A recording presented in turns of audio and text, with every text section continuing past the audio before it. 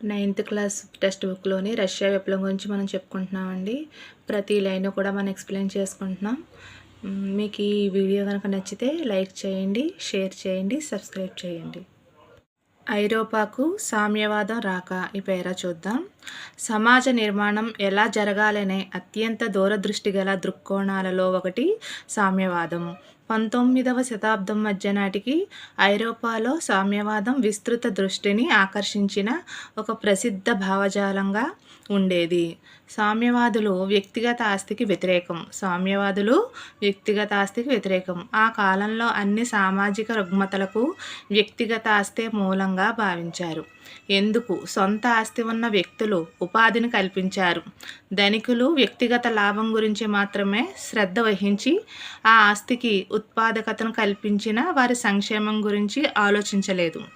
కాబట్టి ఒక వ్యక్తి కాకుండా సమాజం మొత్తంగా ఆస్తిని నియంత్రిస్తే సామూహిక సామాజిక ప్రయోజనాలపై ఎక్కువ శ్రద్ధను చూపవచ్చును. సామ్యవాదులు ఇటువంటి మార్పును కోరుకొని దానికోసం ప్రచారం చేశారు. ఆస్తి లేని సమాజం ఎలా నిర్వహించబడుతుంది? సామ్యవాద సమాజానికి ఆధారం ఏమిటి? భవిష్యత్తు గురించి సామ్యవాదులకు భిన్నమైన దృక్పథాలు ఉన్నాయి. కొందరు సహకార భావనను విశ్వసించారు. రాబర్ట్ ఓవెన్ 1771-1858 ప్రముఖ ఆంగ్ల ఉత్పత్తిదారుడు. ఇండియానా, యుఎస్ఏలో న్యూ హార్మోనీ అనే సహకార సంఘాన్ని నిర్మించాలని కోరాడు. కేవలం వ్యక్తిగత చొరవ ద్వారా సహకార సంఘాలను విస్తృత స్థాయిలో నిర్మించలేరని ఇతర సామ్యవాదులు భావించారు. ప్రభుత్వాలు సహకార సంఘాలను ప్రోత్సహించాలని డిమాండ్ చేశారు. ఉదాహరణకు ఫ్రాన్స్లో లూయిస్ బ్లాంక్ 1813-1882 పెట్టుబడిదారీ వ్యాపారాలకు బదులుగా ప్రభుత్వం సహకార సంఘాలను ప్రోత్సహించాలని భావించారు. వ్యక్తులు సంఘాలుగా ఏర్పడి సహకార సంఘాల్లో వస్తూత్పత్తిని చేసి గడించిన లాభాలను వారు చేసిన పనిని బట్టి పంచుకోవాలి. కార్ల్ మార్క్స్ 1818-1883, ఫ్రెడరిక్ ఎంగెల్స్ 1820-1895 ఈ వాదనలను ఇతర భావనలను జోడించారు. పారిశ్రామిక సమాజం పెట్టుబడిదారీ వ్యవస్థ అని మార్క్స్ వాదించాడు. పెట్టుబడిదారులు కర్మాగారాల్లో పెట్టుబడి పెట్టే మూలధనానికి సొంతదారులు. పెట్టుబడిదారులు కార్మికులు ఉత్పత్తి చేయడం వల్ల లాభాలను పొందుతారు. ఈ లాభాన్ని ప్రైవేట్ పెట్టుబడిదారులు కూడబెట్టుకున్నంత కాలం కార్మికుల పరిస్థితి మెరుగుపడవు. కార్మికులు పెట్టుబడిదారీ విధానాన్ని, ప్రైవేట్ ఆస్తి పాలనను కూలదోయాలి. పెట్టుబడిదారులు దోపిడీ నుండి విముక్తి పొందాలంటే ఆస్తులపై సామాజిక నియంత్రణ ఉన్న శీఘ్ర సమూలమైన సామ్యవాద సమాజం నిర్మించుకోవాలని కార్ల్ మార్క్స్ నమ్మాడు. ఇది కమ్యూనిస్టు సమాజం అవుతుంది. పెట్టుబడిదారులతో తమ సంఘర్షణలో కార్మికులు విజయం సాధిస్తారని అతను నమ్మాడు. భవిష్యత్తులో కమ్యూనిస్టు సమాజం ప్రామాణిక సమాజం అవుతుంది. సామ్యవాదానికి మద్దతు ఈ పేరా చూద్దాం. 1870 నాటికి సామ్యవాద భావనలు ఐరోపా అంతటా వ్యాపించాయి. వారి ప్రయత్నాలను సమన్వయం చేయడానికి సామ్యవాదులు రెండవ ఇంటర్నేషనల్ అనే పేరుతో ఒక అంతర్జాతీయ సంస్థను ఏర్పాటు చేశారు. ఇంగ్లాండ్, జర్మనీలోని కార్మికులు మెరుగైన జీవన పని పరిస్థితుల కోసం పోరాడటానికి సంఘాలను ఏర్పాటు చేయడం ప్రారంభించారు. ఆపద సమయాల్లో సభ్యులకు సహాయం చేయడానికి వారు నిధులను ఏర్పాటు చేశారు. పని గంటలను తగ్గించాలని, ఓటు హక్కు కావాలని వారు డిమాండ్ చేశారు. జర్మనీలో ఈ సంఘాలు సోషల్ డెమోక్రటిక్ పార్టీతో సన్నిహితంగా పనిచేసి ఆ పార్టీ పార్లమెంటరీ స్థానాలను గెలుచుకోవడానికి సహాయపడింది. 1905 నాటికి సామ్యవాదులు వ్యాపార సంఘాల సభ్యులు బ్రిటన్ లేబర్ పార్టీని, ఫ్రాన్స్లో సోషలిస్టు పార్టీని ఏర్పాటు చేశారు.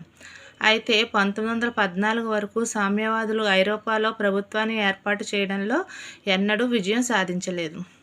పార్లమెంటరీ రాజకీయాల్లో అత్యధిక సంఖ్యాబలం కలిగి ఉండి వారి ఆలోచనలు శాసన రూపం సంతరించుకున్నప్పటికీ ప్రభుత్వాలు మాత్రం సాంప్రదాయవాదులు, ఉదారవాదులు, రాడికల్స్చే నడిపించబడేవి. ఈ చిత్రం చూద్దాం. ఇది 1871 పారిస్ కమ్యూన్ యొక్క పెయింటింగ్. లండన్ న్యూస్ 1871లో చిత్రీకరించబడింది. ఇది 1871 మార్చి మే నెలల మధ్యకాలంలో పారిస్లో జరిగిన తిరుగుబాటు నుండి ఒక సన్నివేశాన్ని చిత్రీకరిస్తుంది. ఇది పారిస్ టౌన్ కౌన్సిల్ కార్మికులు, సాధారణ ప్రజలు, నిపుణులు, రాజకీయ కార్యకర్తలు, ఇతరులతో కూడిన ప్రజల ప్రభుత్వం ఆక్రమించిన కాలం, ఫ్రెంచ్ రాజ్య విధానాలకు వ్యతిరేకంగా పెరుగుతున్న అసంతృప్తి నేపథ్యంలో ఈ తిరుగుబాటు ఉద్భవించింది. చివరికి పారిస్ కమ్యూన్ను ప్రభుత్వ దళాలు అణిచివేశాయి. అయితే ప్రపంచవ్యాప్తంగా ఉన్న సామ్యవాదులు దీనిని సాంఘిక విప్లవానికి నాందిగా భావించి సంబరాలు చేసుకున్నారు. పారిస్ కమ్యూన్ 2 ముఖ్యమైన వారసత్వాలకు ప్రసిద్ధి చెందింది. ఒకటి, కార్మికుల ఎర్ర జెండాతో దానికి గల అనుబంధం. పారిస్లోని కమ్యూనార్డులు అంటే విప్లవకారులు ఈ జెండాలను ఆమోదించారు. రెండవది, మార్సెసెలీ అనే మొదట 1792లో యుద్ధ గీతంగా వ్రాయబడింది. ఇది కమ్యూన్కు స్వాతంత్ర పోరాటానికి చిహ్నంగా మారింది. ఐరోపాకు సామ్యవాదం రాక ఈ పేరాలను బిట్లు చూద్దామండి. ఒకటో బిట్టు, సమాజ నిర్మాణం ఎలా జరగాలనే అత్యంత దూరదృష్టి గల దృక్కోణాలలో ఒకటి ఏమిటి? సామ్యవాదం సమాజ నిర్మాణం ఎలా జరగాలనే అత్యంత దూరదృష్టి గల దృక్కోణాల్లో ఒకటి ఏంటండి? సామ్యవాదం. 2, 19వ శతాబ్దం నాటికి ఐరోపాలో ఏది విస్తృత దృష్టిని ఆకర్షించిన ఒక ప్రసిద్ధ భావజాలంగా ఉండేది? సామ్యవాదం. 19వ శతాబ్దం నాటికి ఐరోపాలో విస్తృత దృష్టిని ఆకర్షించిన ఒక ప్రసిద్ధ భావజాలం ఏదండి? సామ్యవాదం. 3, సామ్యవాదులు దేనికి వ్యతిరేకం? వ్యక్తిగత ఆస్తులకు వ్యతిరేకం. 4, సామ్యవాదులు అన్ని సామాజిక రుగ్మతలకు దేన్ని మూలంగా భావించారు? వ్యక్తిగత ఆస్తిని అన్ని సామాజిక రుగ్మతలకు మూలంగా భావించారు. 5, సామాజిక రుగ్మతలకు వ్యక్తిగత ఆస్తే మూలంగా భావించారు. ఎందుకు? సొంత ఆస్తి ఉన్న వ్యక్తులు ఉపాధిని కల్పించారు. ధనికులు వ్యక్తిగత లాభం గురించి మాత్రమే శ్రద్ధ చూపారు. ఆస్తికి ఉత్పాదకతను కల్పించిన వారి సంక్షేమం గురించి ఆలోచించలేదు. 6, సామ్యవాదులు ఎటువంటి మార్పును కోరుకున్నారు? ఒక వ్యక్తి కాకుండా సమాజం మొత్తంగా ఆస్తిని నియంత్రిస్తే సామూహిక సామాజిక ప్రయోజనాలపై ఎక్కువ శ్రద్ధను చూపవచ్చు. ఒక వ్యక్తి కాకుండా సమాజం మొత్తంగా ఆస్తిని నియంత్రిస్తే సామూహిక సామాజిక ప్రయోజనాలపై ఎక్కువ శ్రద్ధను చూపవచ్చు. 7, భవిష్యత్తు గురించి సామ్యవాదులకు ఎటువంటి దృక్పథాలు ఉన్నాయి? భిన్నమైన దృక్పథాలు సామ్యవాదులకు ఉన్నాయి. 8, సామ్యవాదులలో కొందరు ఎటువంటి భావనలను విశ్వసించారు? సహకార భావనలను విశ్వసించారు. 9, ప్రముఖ ఆంగ్ల ఉత్పత్తిదారుడు రాబర్ట్ ఓవెన్ ఇండియానాలో ఏ సహకార సంఘాన్ని నిర్మించాలని కోరాడు? న్యూ హార్మోనీ అనే సహకార సంఘాన్ని నిర్మించాలని కోరాడు. రాబర్ట్ ఓవెన్ న్యూ హార్మోనీ అనే సహకార సంఘాన్ని నిర్మించాలని కోరాడు. 10, కేవలం వ్యక్తిగత చొరవ ద్వారా సహకార సంఘాలను విస్తృత స్థాయిలో నిర్మించలేరని ఎవరు భావించారు? ఇతర సామ్యవాదులు భావించారు. వ్యక్తిగత చొరవ ద్వారా సహకార సంఘాలను విస్తృత స్థాయిలో నిర్మించలేరని ఇతర సామ్యవాదులు భావించారు. 11, ప్రభుత్వాలు వీటిని ప్రోత్సహించాలని డిమాండ్ చేశారు. సహకార సంఘాలను ప్రోత్సహించాలని ప్రభుత్వాలు సహకార సంఘాలను ప్రోత్సహించాలని డిమాండ్ చేశారు. 12, లూయిస్ బ్లాంక్ పెట్టుబడిదారీ వ్యాపారులకు బదులుగా ప్రభుత్వం సహకార సంఘాలను ప్రోత్సహించాలని ఏ దేశంలో భావించారు? ఫ్రాన్స్లో. లూయిస్ బ్లాంక్ పెట్టుబడిదారీ వ్యాపారాలకు బదులుగా ప్రభుత్వం సహకార సంఘాలను ప్రోత్సహించాలని ఫ్రాన్స్ దేశంలో భావించారు. 13, వ్యక్తులు సంఘాలుగా ఏర్పడి సహకార సంఘాల్లో వస్తూత్పత్తి చేసి గడించిన లాభాలను వారు ఏ విధంగా పంచుకోవాలి? వారు చేసిన పనిని బట్టి పంచుకోవాలి. 14, ఈ వాదనలను ఇతర భావనలను ఎవరు జోడించారు? Karl Marx, Frederick Engels. 15, పారిశ్రామిక సమాజం పెట్టుబడిదారీ వ్యవస్థ అని ఎవరు వాదించారు? Karl Marx. 16, కార్ల్ మార్క్స్ పెట్టుబడిదారీ వ్యవస్థ గురించి ఏమని వాదించారు? పెట్టుబడిదారులు కర్మాగారాల్లో పెట్టుబడి పెట్టే మూలధనానికి సొంతదారులు. పెట్టుబడిదారులు కార్మికులు ఉత్పత్తి చేయడం వల్ల లాభాలను పొందుతారు. ఈ లాభాన్ని ప్రైవేట్ పెట్టుబడిదారులు కూడా పెట్టుకున్నంతకాలం కార్మికులు కూడబెట్టుకున్న ఈ లాభాన్ని ప్రైవేట్ పెట్టుబడిదారులు కూడబెట్టుకున్నంత కాలం కార్మికుల పరిస్థితులు మెరుగుపడవు. కార్ల్ మార్క్స్ కార్మికులు ఏ విధంగా ఉండాలని ఆశించాడు?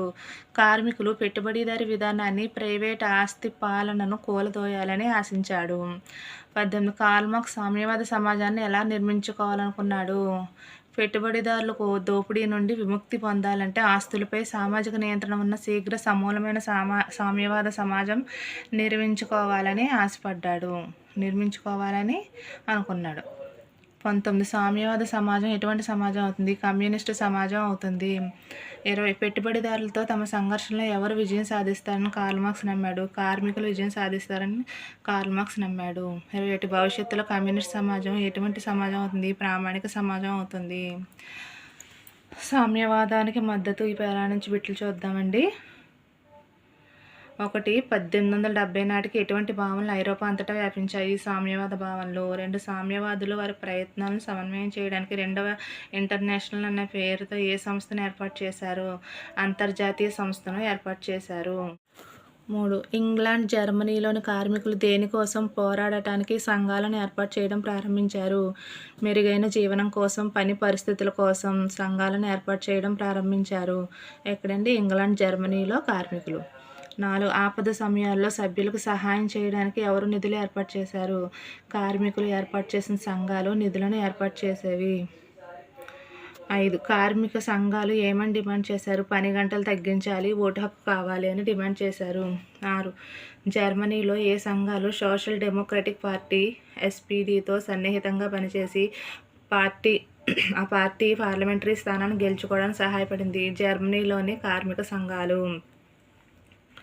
7 1905 నాటికి సామ్యవాదులు వ్యాపార సంఘాల సభ్యులు బ్రిటన్లో, ఫ్రాన్స్లో ఏ పార్టీని ఏర్పాటు చేశారు? బ్రిటన్లో లేబర్ పార్టీని, ఫ్రాన్స్లో సోషలిస్ట్ పార్టీని ఏర్పాటు చేశారు. 8 1914 వరకు ఎవరు ఐరోపాలో ప్రభుత్వాన్ని ఏర్పాటు చేయడంతో ఎన్నడూ విజయం సాధించలేదు? సామ్యవాదులు. 1914 వరకు ఎవరు ఐరోపాలో ప్రభుత్వాన్ని ఏర్పాటు చేయడంలో ఎన్నడూ విజయం సాధించలేదు? సామ్యవాదులు. 1914 వరకు కూడా ఐరోపాలో విజయం సాధించలేదు. 9 పార్లమెంటరీ రాజకీయాల్లో అత్యధిక సంఖ్యాబలం కలిగి ఉండి వారి ఆలోచనలు శాసన రూపం సంతరించుకున్నప్పటికీ ప్రభుత్వాలు మాత్రం ఎవరిచే నడిపించబడేవి? సాంప్రదాయవాదులు, ఉదారవాదులు, రాడికల్స్చే నడిపించబడేవి. 10 1871 మార్చి మే నెలల మధ్య కాలంలో పారిస్లో జరిగిన ఏ తిరుగుబాటు నుండి ఒక సన్నివేశాన్ని చిత్రీకరిస్తుంది? ప్రజా తిరుగుబాటు అనే సన్నివేశాన్ని చిత్రీకరిస్తుంది. 11 పారిస్ టౌన్ కౌన్సిల్ కమ్యూన్ కార్మికులనగా పారిస్ టౌన్ కౌన్సిల్ కార్మికులనగా సాధారణ ప్రజలు, నిపుణులు, రాజకీయ కార్యకర్తలు. 12 పారిస్ కమ్యూన్ను ప్రభుత్వ దళాలు అణిచివేశాయి. అయితే ప్రపంచవ్యాప్తంగా ఉన్న ఎవరు దీనిని సాంఘిక విప్లవానికి నాందిగా భావించి సంబరాలు చేసుకున్నారు? సామ్యవాదులు సంబరాలు చేసుకున్నారు. 13 పారిస్ కమ్యూన్ 2 ముఖ్యమైన వారసత్వాలకు ప్రసిద్ధి చెందింది. 1 కార్మికుల ఎర్ర జెండాతో దానికి గల అనుబంధం. 2 మార్సిసెలి. 14 పారిస్లోని కమ్యూనార్డులు, విప్లవకారులు ఏ జెండాలను ఆమోదించారు? ఎర్ర జెండాను ఆమోదించారు. 15 మొదటగా 1792లో యుద్ధగీతంగా ఏది వ్రాయబడినది? మార్సిసెలి. 16 మార్సిసెలి దేనికి చిహ్నంగా మారింది? కమ్యూన్కి స్వాతంత్ర పోరాటానికి చిహ్నంగా మారింది.